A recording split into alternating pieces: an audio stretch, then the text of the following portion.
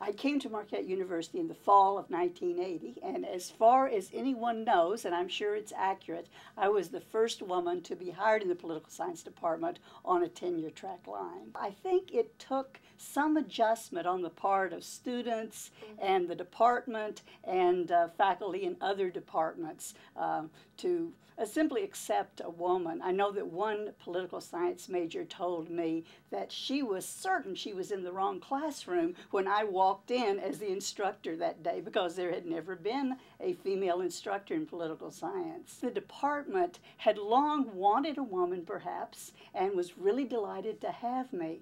On the other hand, being the newest hire, the most junior member of the faculty, I was expected to take the minutes of the faculty meetings. And so I started taking notes, but I was the mother of a 2-year-old daughter who was in daycare. And my colleagues, bless their hearts, go on and on and on. And I was going to have to leave unless my daughter was going to be taken to social services because I didn't pick her up on time. So I left. And the minutes were incomplete. And after that, the faculty here in the political science department decided, well, maybe the chair should be the one responsible for the notes of the departmental meetings, because after all, he could dismiss the meeting if he had to be somewhere else. In the early 1980s, there really weren't a lot of women, assistant professors or otherwise.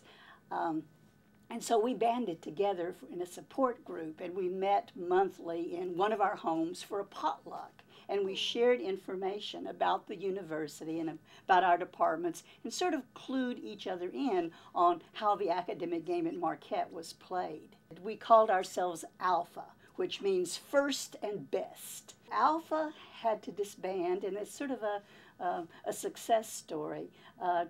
In the early 1990s, there were so many women now on the faculty that we could no longer meet in anyone's home. And so we continued to keep in contact with each other. We supported each other on a one-to-one basis. But Alpha began to dissipate because of success. There were just simply too many women now to include in any one support group. One of the things that I was responsible for was looking at the status of the Women's Studies program. So I surveyed all 27 other Jesuit universities. We're one of 28. And to find out where they were in terms of a women's studies program. And all but I think 1 or 2 Jesuit universities and colleges had a women's studies program, and of those who did, Marquette was the only women's studies program that had no budget. Okay. So that was one of our recommendations, and certainly the financing of the women's studies program improved thereafter.